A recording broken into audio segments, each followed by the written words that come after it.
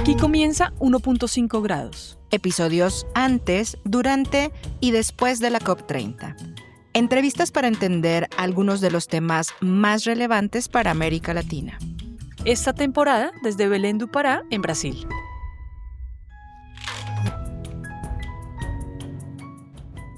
Bienvenidas, bienvenidos y bienvenides a este sexto episodio de 1.5 grados. Hola Mari, ¿cómo estás? Hola Ale, todo muy bien, ya casi en la recta final de esta COP y hoy vamos a hablar de un tema que, si bien no es un tema de negociación como tal en ninguna de las salas, sí es muy relevante para casi todos los espacios y para las discusiones que se tienen a nivel internacional, a nivel nacional, a nivel local. Así es, conozcamos de quién se trata. Hola, soy Nora Cabrera, directora de Nuestro Futuro AC, abogada de la tierra, de las ballenas y por la justicia climática. Hola Nora, nos da mucho gusto tenerte en este episodio de 1.5 grados. Hemos estado siguiendo todo el trabajo que han estado haciendo desde Nuestro Futuro este año con la campaña de Ballenas o Gas y quisiéramos hablar, por supuesto, de los temas de litigio climático en México, pero de temas de litigio climático internacional y de unas opiniones consultivas que este año fueron un parteaguas, ¿no? En la manera en la que se entiende el derecho público internacional y el litigio internacional. Quisiera que nos cuentes un poco sobre la opinión consultiva de cambio climático de la Corte Interamericana de Derechos Humanos, porque es importante. Muchas gracias porque estemos hoy platicando aquí sobre estos temas y que en el contexto de la COP le demos la relevancia que significa hablar de las obligaciones legales que tienen los estados para cumplir con sus compromisos en términos de crisis climática. Yo creo que sería interesante darle un antecedente a quienes nos escuchan de dónde llegan y por qué llegan estas opiniones consultivas. La opinión consultiva de la Corte Interamericana de Derechos Humanos llega ante la solicitud de 2 estados en Latinoamérica para poder preguntarle a la Corte Interamericana cuáles eran sus responsabilidades, sus obligaciones en términos de derechos humanos y crisis climática, emergencia climática como le llamaban ellos. Y cuando esto sucede y estos países dicen, ¿qué tengo que hacer? Porque quiero intentar violar lo menos posible los derechos y entender cuáles son mis obligaciones regionales sobre derechos humanos, inicia un proceso muy interesante público que abre la Corte Interamericana de Derechos Humanos. Se abre un tema de audiencias públicas, las más grandes en la historia de la Corte Interamericana de Derechos Humanos. Se escucha a organizaciones de sociedad civil, a grupos originarios, a mujeres, a jóvenes, a niños. Se escucha durante varias audiencias en un proceso de varios meses a muchas colectividades. Después de que existen estas audiencias, se emite esta opinión consultiva y en esta opinión consultiva primero se dice sí estamos ante una emergencia climática y al estar ante una emergencia climática necesitamos ver de qué forma podemos prevenir la violación de derechos humanos y también atender la violación sistémica de derechos humanos que genera la crisis climática, porque sí la genera.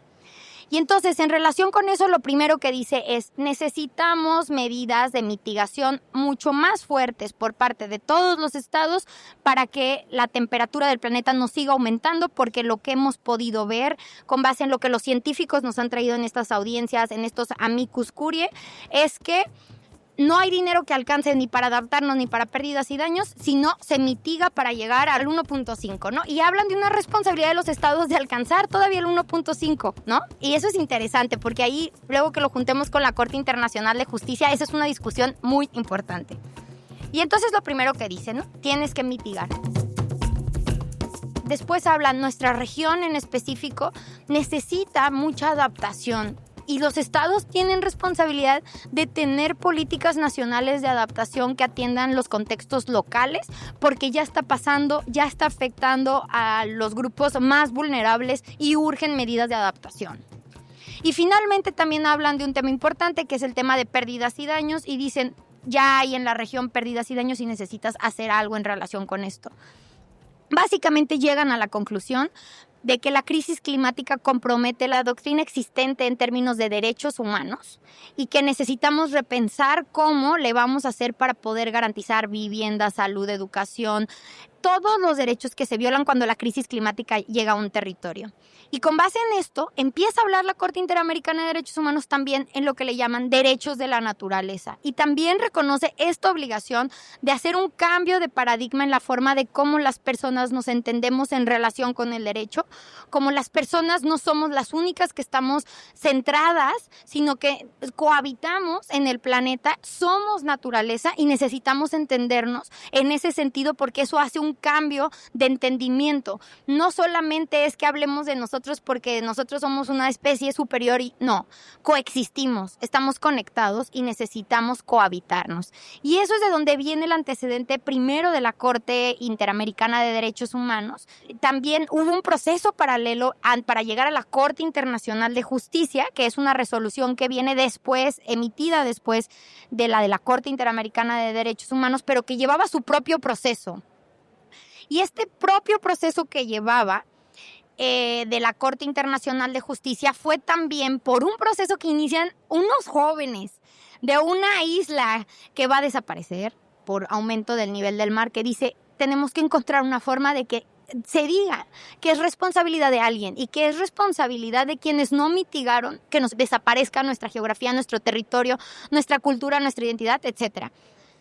Llega a la Corte Internacional de Justicia y otra vez dice, sí, estamos ante una crisis climática.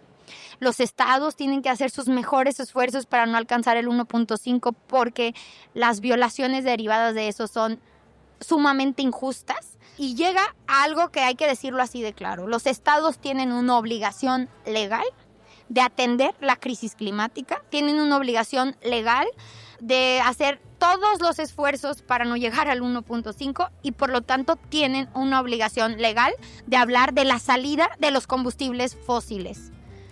Esa responsabilidad legal existe. Ahora, estamos en un proceso de transiciones democráticas y que no sabemos dónde estamos y ahora vamos a ver qué peso le damos a los tribunales del mundo. Pero bueno, hasta aquí lo dejo porque creo que ya me fui hasta la cocina. Muchas gracias por esa claridad de las dos opiniones consultivas, la de la Corte Interamericana y de la Corte Internacional. A mí me llama muchísimo la atención en las salas de negociación de esta COP. Hay gente, como estabas diciendo tú al principio, se están echando la bolita los estados de yo no tengo que incrementar mis compromisos de reducciones de emisiones porque es mi decisión nacionalmente soberana y los países desarrollados que tienen compromisos de provisión de financiamiento dicen lo mismo, es mi decisión soberana cuánto dinero doy o si coopero y cómo coopero. Y creo que precisamente ambas opiniones consultivas ponen una luz diferente sobre esos argumentos. Me parece que esos argumentos no son válidos y hay que estar hablando de esto y hay que poder traerlo además a las propias salas de negociación, que hay varios países que están negociando con base a estas opiniones consultivas. Y justo desde ahí me gustaría que nos contaras cómo crees que va a evolucionar el litigio internacional respecto a esa falta de compromiso de los estados por un lado, pero si no me equivoco, la opinión consultiva de la Corte Internacional también habla de las obligaciones de empresas, específicamente de las de combustibles fósiles, que hay un montón de estudios que cada vez más nos dejan en claro que las principales inversiones que nos tienen en la emergencia climática en la que nos encontramos son de la industria de los combustibles fósiles. Es un tema muy importante ver hacia dónde va a evolucionar el tema del litigio y también hacia dónde va a evolucionar el compromiso que los países tienen hacia con sus ciudadanos de cómo van a cumplir con esto. Pero pensar hacia dónde podría ir el litigio, creo que tenemos dos líneas. El primero es el litigio nacional. Yo veo litigios internos para poder cumplir con esas obligaciones, ¿no? Que puede ser una forma en la que tiene que haber como presiones locales, pero también veo que esas presiones locales van a tener que venir acompañadas de estrategias comunicativas, de estrategias sociales muy fuertes porque hoy por hoy el derecho solo sin presión social no es suficiente. Y yo creo que también eso hay que ser muy claros, porque también lo que el derecho pudo hacer por sí solo, creo que ya estamos en un momento en donde ya no es así, y también no podemos seguirlo idealizando porque ya no estamos en esos momentos. Necesitamos también entender que ese contenido jurídico y ese contenido, para poderlo convertir en política, que pueda llegar hacia quienes tienen que tomar esas decisiones y hacerlo, ¿no? Y entonces pueden ser esos litigios nacionales. Y donde veo también que va a ser muy interesante es en ver estos litigios en contra de las empresas de combustibles fósiles. Ahorita estuve en un panel precisamente con una abogada que fue la que llevó el caso de Shell, que pues en su momento el caso de Shell era como muy innovador porque no existía lo que existe hoy de la Corte Internacional de Justicia, sino que fue una construcción para llegar a ese argumento. Y básicamente ella, que sabe más de litigio contra empresas en México, eso todavía no ha existido, o sea, todavía no tenemos ese nivel de avance. En América Latina tampoco. Es un tema que se ha prestado más al norte global porque allá es donde están muchas de estas empresas que sí pueden pagar. Y ella comentaba que sí ve que van a aumentar, que va a haber nuevos litigios y sobre todo en temas de financiamiento, etcétera. Creo que en términos globales sí puede ser una línea muy interesante que quizá empecemos a ver mucho más fuerte, sobre todo en combustibles fósiles, pero quizá también con grandes contaminantes de otro tipo.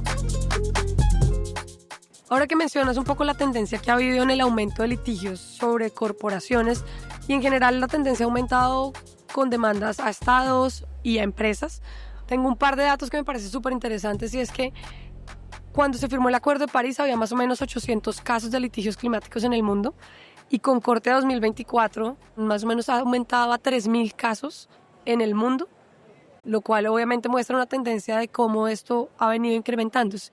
¿Cómo crees tú o cuáles crees tú que son como elementos clave que desde las corporaciones deberían empezar a tener en cuenta, no como un riesgo que tienen ellos por posibles demandas, sino con el propósito de fortalecer su estrategia climática y que tengan una contribución mucho más positiva que simplemente pensar en cómo protegerse ante posibles demandas a futuro? Este tema es muy interesante y hay que también decir que muchos de estos casos fueron creciendo en el sur global, porque antes del 2020, que es este dato que genera la Universidad de Columbia junto con Naciones Unidas, eran muchos en el norte global, y ahí era donde estaba mucho focalizado, sobre todo en Estados Unidos, que es donde tenían una práctica muy fuerte de este tipo de casos, y después empiezan a aumentar mucho en el sur global. Obviamente también en el norte, pero en el sur global. Y creo que aquí es una buena noticia y también una mala noticia que haya aumentado esto, porque muchos de estos casos están asociados también con temas de que se está viviendo mucho más fuerte la crisis climática. Entonces ya había vínculos mucho más directos en donde aumenta el número de litigios, pero también por impactos ya a comunidades. También ya empiezan a contabilizarse muchos de estos casos de América Latina que antes ya se llevaban, pero se llevaban como derecho ambiental o temas territoriales, que empiezan a ser temas climáticos o a contabilizarse como temas climáticos porque empieza a haber un vínculo diferenciado con los elementos de clima. Entonces, al final este aumento tiene que ver con una pluralidad de controversias que empiezan a existir en el mundo y que están asociados, sí, a que hay más litigio y también a que hay más problemas asociados con el clima. Entonces, vamos a ver que la conflictividad va a aumentar y va a seguir aumentando porque la conflictividad cada vez es mayor. Antes, ¿quién pensaría que iba a haber desplazados climáticos demandando? Hoy ya eso es una realidad. Entonces, ese tipo de realidades son las que están aumentando. Los tipos de litigios en contra de corporaciones o más bien empresas de combustibles fósiles, ese no ha aumentado tanto. También por los riesgos que se han ido desarrollando en torno a esto. Ahorita hay una tendencia que también se ha visto que estamos intentando ver cómo se combate, que le llaman slack, que es cuando las empresas que las demandan, luego demandan a las organizaciones que hicieron o que frenaron algo, ¿no? Ahorita Greenpeace, por ejemplo, tiene uno en Estados Unidos. Se frenó porque representaba a grupos originarios de Estados Unidos, unos gasoductos, y entonces ahora dicen, toda mi pérdida económica es tu responsabilidad. Este tipo de elementos pues son cosas que también tenemos que poner sobre la mesa. Pero creo que este punto que tú comentas es muy importante. Yo de esta ecuación sacaría las empresas de combustibles fósiles. Creo que ellos están en otro lugar. Esto tiene que haber salida de combustibles fósiles. Creo que estas empresas de petróleo y gas entran en un lugar diferente. Pero luego tenemos estos otros que tú comentas, que es como, ¿cómo le hacemos para que fortalezcan realmente sus planes de transición? Y creo que ellos, estos otros componentes de cómo logro que mis cadenas de suministro, cómo logro poderme adaptar, es porque necesitan ver que es una realidad y que sí tienen mecanismos y formas de poder alcanzar estas otras metas. Yo sinceramente creo que el litigio como tal debe concentrarse en los de combustibles fósiles. A estas otras empresas hay que incentivarlas a que lo hagan, porque entonces si todo se vuelve como que te tengo que castigar, entonces nos vamos a un estado punitivista, como no nos ha salido con los delitos de querer meter a la cárcel a todo mundo, pues es como algo que también necesitamos como ver cuál es lo más estratégico. Y creo que como que ese tema de ahí tenemos que ponerlos en lugares diferentes, y creo que la Corte Internacional de Justicia fue insistente por la redacción en que era muy importante hablar de cómo tiene que haber una salida de combustibles fósiles, y eso tiene responsabilidades para las empresas que eso hacen. Y hablando justo de las responsabilidades de las empresas de combustibles fósiles, en particular de gas, ustedes han estado liderando procesos de litigio, pero también una campaña y una narrativa de ballenas en México, y nos gustaría que nos contaras también un poquito de dónde surge, cómo llegan a la conclusión de que debe existir la personalidad jurídica de las ballenas y en general cómo va el proceso. Bueno, lo primero que creo que hay que empezar diciendo es como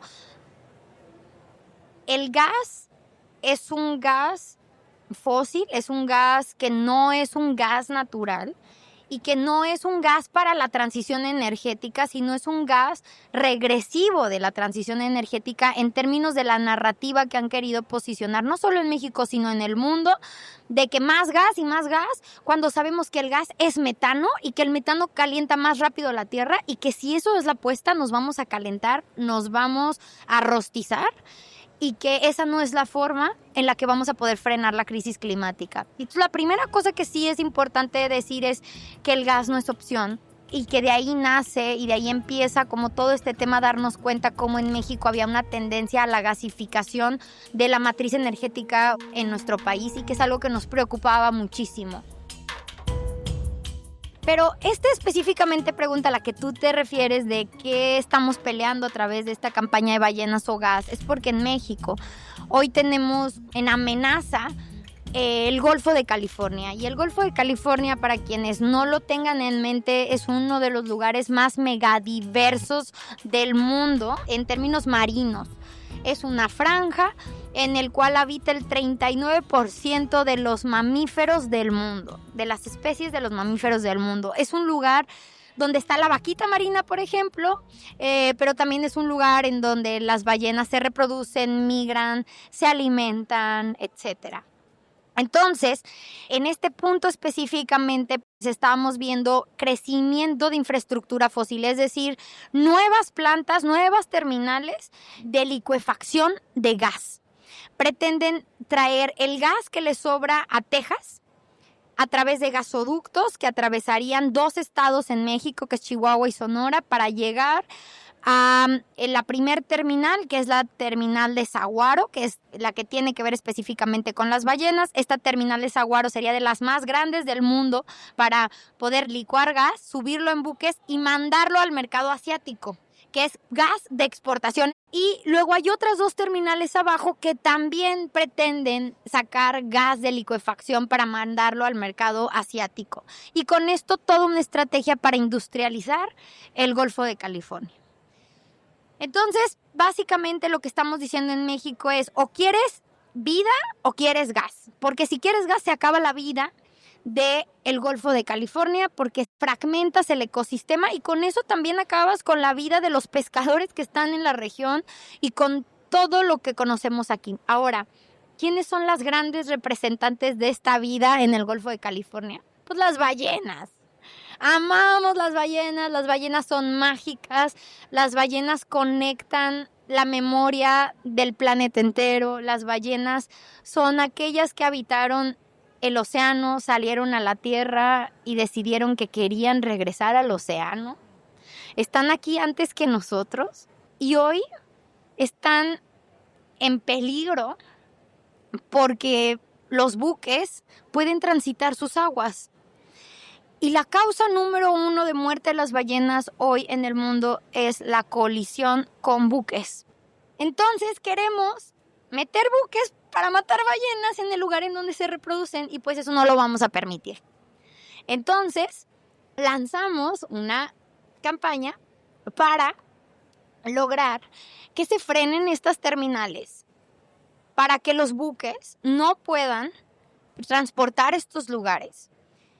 Y ahora lo que están haciendo las ballenas, porque las ballenas son las que están demandando, nosotras solo les estamos prestando nuestra voz jurídica para que lo puedan hacer en tribunales. Es decir, que las ballenas demandan que tienen derecho a seguir migrando esas aguas, a alimentarse en esas aguas y a reproducirse en esas aguas. Esas aguas son su sala de parto, en donde quieren seguirse reproduciendo y que no pueden contaminarles su sala de parto, ¿no? Y quienes nos escuchen, es una locura, ¿cómo que las ballenas demandan? Bueno, hoy tenemos admitidas esas demandas. Hoy estamos probando ante estos jueces que eso es posible. Tiene suspendida la construcción de esa central, la desaguaron. Las otras, pues vamos viendo cómo va evolucionando la cosa, pero lo que sí les invitamos es que se unan, sepan más de qué va esto, porque juntas y juntos tenemos que frenar una vez más en el Golfo de California, como ha pasado en otras resistencias, porque aquí ya se han ganado otras batallas en algún momento, pues las ballenas van a seguir existiendo. Miren, si salieron y regresaron al océano es porque necesitamos que los humanos no acabemos con ellas. Nora, muchas gracias por todo esto que nos cuentas. Estaremos muy atentas a cómo va evolucionando este caso de las ballenas. Es muy interesante también saber cómo los jueces van finalmente a tomar una decisión frente a lo que ustedes están planteando. Te agradecemos por habernos acompañado, por habernos dado todo este contexto que hay alrededor de las opiniones consultivas de las dos cortes de las que hablamos. Finalmente sabemos que tú y nosotras sí latimos por la acción climática y aunque ya me lo imagino, ¿cómo late tu corazón por las ballenas? Yo creo que lo que hace que latimos es el amor en general. Como recordar que estamos en esta causa por amor a la tierra. Como que lo que nos une para querer seguir luchando es puro amor y el amor cuando es real no se acaba. ¿Quién deja a su mamá morir sola en la cama por mucha desesperanza que haya? Nadie.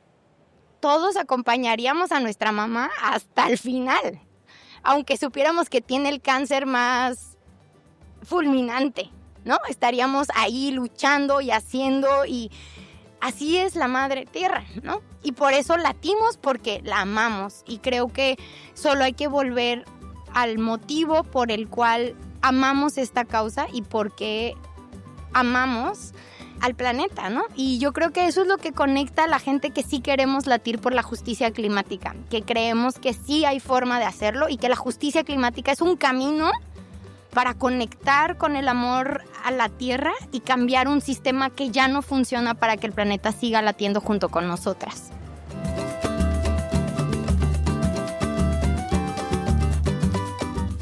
Mari, me quedé muy conmovida con este cierre de la conversación con Nora. Bueno, obviamente yo como mexicana he estado muy cerca del desarrollo de esta campaña. En el lugar en donde yo vivo fueron a hacer una campaña para pintar ballenitas y para hacer conciencia con todo el mundo. Mis hijos fueron a pintar las ballenas y estoy muy inspirada con la idea de esto que ellas están haciendo y lo que nos dice, ¿no? Como estos modelos de litigio climático, las opiniones consultivas de la Corte y lo que están haciendo con las ballenas es una manera diferente de pensarnos como parte de la naturaleza y me parece muy admirable. Este sin duda es un tema que mueve muchas fibras y que, como lo van a oír las personas en este episodio, pues hay mucha pasión detrás también de lo que hace Nuestro Futuro en esta campaña que tienen de ballenas o gas.